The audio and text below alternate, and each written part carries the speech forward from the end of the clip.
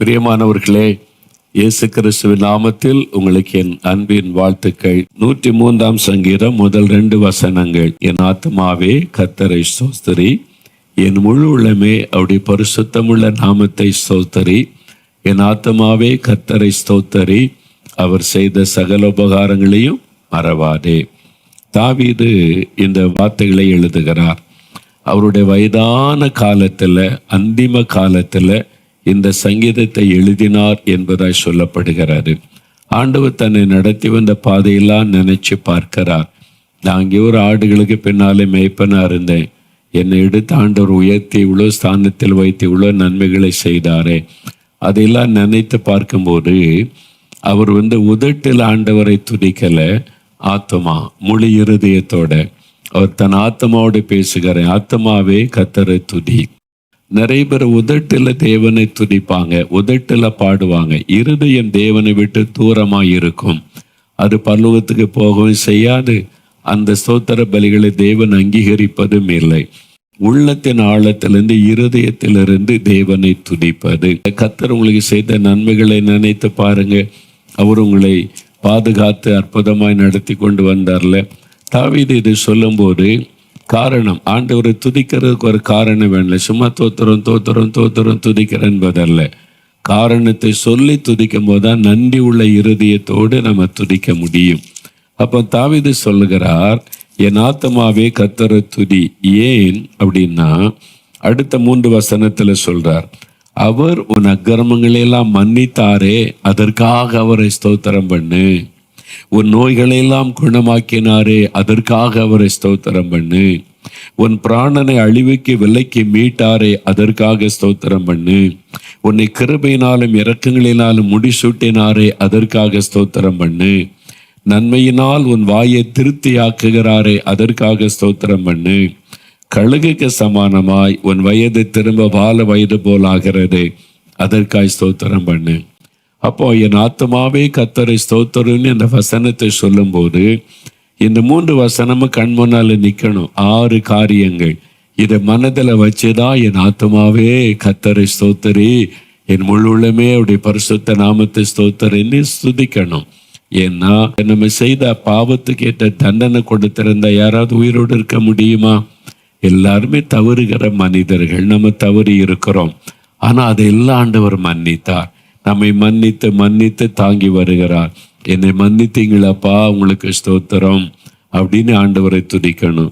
நோய்கள் இந்த வருஷத்துல இத்தனை நோய் வந்துச்சு. நோய் படுக்கையில் நிறைய பேர் மரணப்படுக்கையில் ஆயிட்டாங்க, நிறைய பேர் இறந்து போயிட்டாங்க. ஆனா இந்த ஆண்டவர் நம்மை காப்பாற்ற நோய்களை குணமாக்கினார்ல. நோய் வந்தது உண்மை, ஜெபித்தோஸ் ஆண்டு சோமாக்கிட்டார்ல. அதை நினைத்து ஆண்டவருக்கு நன்றி. நோய்களை எல்லாம் குணமாக்கினீங்க, அந்த ஒரு நன்றி, ஆண்டவர் செய்த நன்மை நினைத்து ஆண்டவருக்கு நன்றி சொல்லுவது. ஒரு பிராணனை அழிவுக்கு விலக்கி மீட்டார். எத்தனை ஆபத்துகள் உலகத்துல பாருங்க. விமான விபத்துல மரிச்சாங்க, குண்டு வெடிப்புல மரிச்சாங்க, இயற்கையினால வெள்ளத்தினால அநேகர் மரிச்சாங்க, இது மாதிரி மண் சரிவுனால நிறைய பேர் மரிச்சாங்க.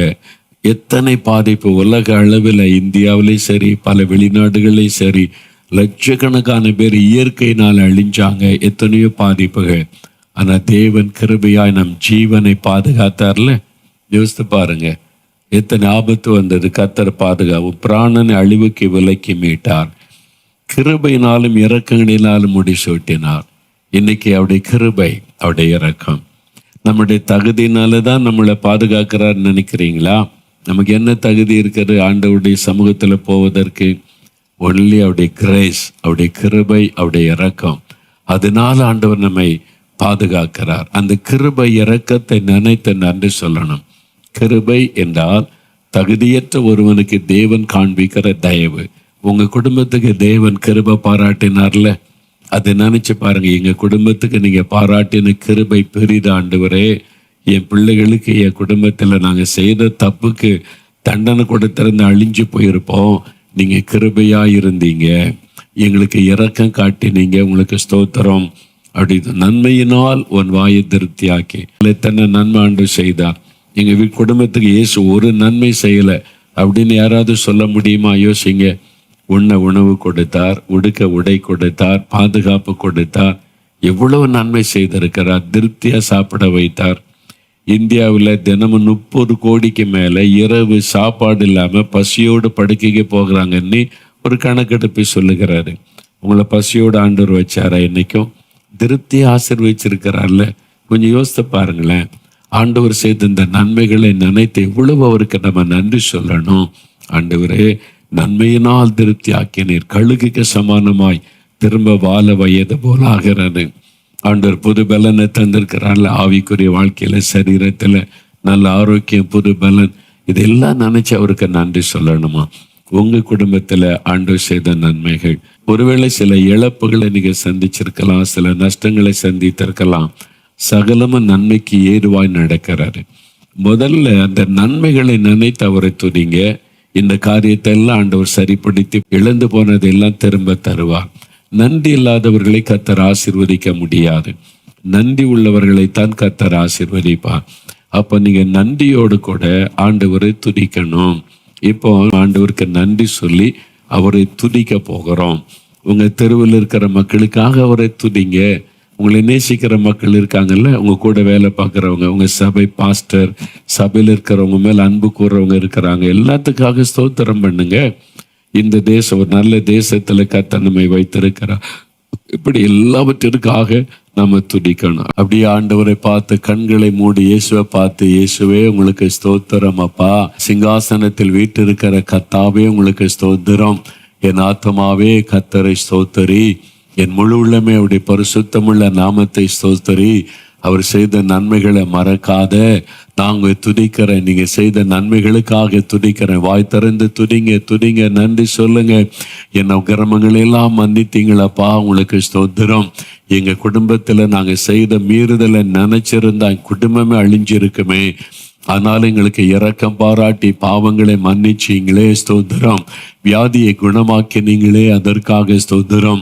வியாதி படுக்கை வந்தது, மரண படுக்கை வந்தது, ஆஸ்பத்திரிக்கு கொண்டு போகப்பட்டது, ஆனா நீங்க சுகம் கொடுத்தீங்க, அற்புதம் செய்தீங்க, நன்றி, ஸ்தோத்திரம், ஸ்தோத்திரம், ஸ்தோத்திரம். ஆண்டவரே, சுகம் கொடுத்த தேவனுக்கு ஸ்தோத்திரம். துதிங்க, துதிங்க. பிள்ளைகளுக்கு வியாதி வந்தது, எத்தனை கூட காய்ச்சல் வந்தது, இறந்து போயிட்டுன்றாங்க. ஒரு சின்ன தலைவலி வந்தது, இறந்து போயிட்டுன்றாங்க. சின்னதாக ஹார்ட் அட்டாக்ன்னு தான் சொன்னாங்க, அவ்வளோதான், பிழைக்கலன்றாங்க. அந்த ஆண்டவரோ நம்மளை சுகமாக்கி பாதுகாத்து வைத்திருக்கிறாரே, ஸ்தோத்திர. ஆண்டவரே சொல்லுங்க, நன்றி சொல்லுங்க, வாயை தரங்க, ஸ்தோத்திரம். வீட்டில் துதி சத்தம் எழும்பட்டும். ஆண்டவரே, சுகமாக்கினதற்காக உமக்கு ஸ்தோத்திரம், ஸ்தோத்திரம், ஸ்தோத்திரம். ஆண்டவரே, உமக்கு நன்றி அப்பா, உமக்கு நன்றி ஆண்டவரே. என்னை பாதுகாத்ததற்காக ஸ்தோத்திரம். எங்களுக்கு நன்மையும் கிருபையும் தந்ததற்காக உமக்கு ஸ்தோத்திரம். துதிங்க, துதிங்க, வாய் திறந்து எங்களுடைய ஆண்டவரை திருப்தியாக எங்களை ஆசீர்வதித்து, எங்களை பசியாக நீ இருக்க விடல, பட்டினியாக இருக்க விடல. உணவு கொடுத்தீர், உடை கொடுத்தீர், பாதுகாத்தீர். ஆண்டவரே, அழிவுக்கு விலைக்கு மீட்டீர். ஸ்தோத்திரம், ஸ்தோத்திரம், ஸ்தோத்திரம். ஆண்டவரே, நாங்கள் உம்மை துதிக்கிறோம், நன்றி செலுத்துகிறோம். நல்ல துதிங்க, வாய் திறந்து துதிங்க. குட்டி பிள்ளைகள், ஏசப்பா உங்களுக்கு ஸ்தோத்திரம் சொல்றப்பா, எங்களை அற்புதமா நடத்தினீங்க, ஸ்தோத்திரம். எங்க தெருவில் இருக்கிற பக்கத்தில் இருக்கிற குடும்பங்களுக்காக ஸ்தோத்திரம். அவருடைய அன்புக்காக ஸ்தோத்திரம். அவங்களும் ரட்சிக்கப்பட நீங்க விரும்புகிறதற்காய் ஸ்தோத்திரம். எங்க கிராமத்திற்காய் ஸ்தோத்திரம். சபைக்காக ஸ்தோத்திரம். எங்க பாஸ்டருக்காக, எங்களுடைய சபை மக்கள் இந்த ஐக்கியத்திற்காக ஸ்தோத்திரம். எழுப்புதலை கட்டளையிடுகிறீர், மாற்றங்களை தந்திருக்கிறீர், ஸ்தோத்திரம். மனதார உம்மை துதிக்கிறோம். எல்லா நன்மைகளுக்காக உம்மை துதிக்கிறோம், உம்மை ஸ்தோத்தரிக்கிறோம், உமக்கு நன்றி செலுத்துகிறோம். ஒரு நல்ல தேசத்தில் எங்களை வைத்திருக்கிறதற்காய் ஸ்தோத்திரம். இந்த தேசத்திற்காக ஸ்தோத்திரம். எங்களுக்கு செய்த எல்லா நன்மைகளை நினைத்து நினைத்து உம்மை துதிக்கிறோம், ஸ்தோத்தரிக்கிறோம், நன்றி செலுத்துகிறோம். நல்ல துதிங்க, வாய் தரங்க. குட்டி பிள்ளைகள், ஏசப்பாவுக்கு ஸ்தோத்திரம் சொல்லுங்க. ஏசப்பா உங்களுக்கு நன்றின்னு சொல்லுங்க. நன்றி அப்பா, நன்றி ராஜா, ஸ்தோத்தரிக்கிறோம். ஆண்டவரே, ஒரு தகப்பன் பிள்ளை சுமப்பரை போல எங்களை சுமந்து கொண்டு வந்ததற்காய் ஸ்தோத்திரம். ஆபத்துக்கு விலைக்கு காத்து கொண்டதற்காய் ஸ்தோத்திரம். எங்கள் ஜெபங்களுக்கு பதில் கொடுத்ததற்காய் ஸ்தோத்திரம். எங்களுக்கு அற்புதங்களை செய்ததற்காக ஸ்தோத்திரம். எங்களுக்கு ஆவிக்குரிய நன்மைகளை தந்ததற்காய் ஸ்தோத்திரம். இப்படி ஒரு ஜெப ஐக்கியத்தை தந்ததற்காக உமக்கு ஸ்தோத்திரம். மனதார உமக்கு நன்றி சொல்லுகிறோம், நன்றி சொல்லுகிறோம், நன்றி சொல்லுகிறோம். உமக்கு ஸ்தோத்திர பலிகளை நாங்கள் ஏறெடுக்கிறோம். ஆண்டவரே, கோடி கோடி கோடி நன்றி என்று உம்மை துதிக்கிறோம் அப்பா. உமக்கு நன்றி. இயேசு இயேசு கிறிஸ்துவின் நாமத்தில் எங்கள் பிதாவாகிய தேவனுக்கு நாங்கள் ஸ்தோத்திர பலிகளை ஏறெடுக்கிறோம். இயேசுவின் நாமத்தில் ஸ்தோத்தரித்து ஜெபிக்கிறோம் பிதாவே. ஆமேன், ஆமேன்.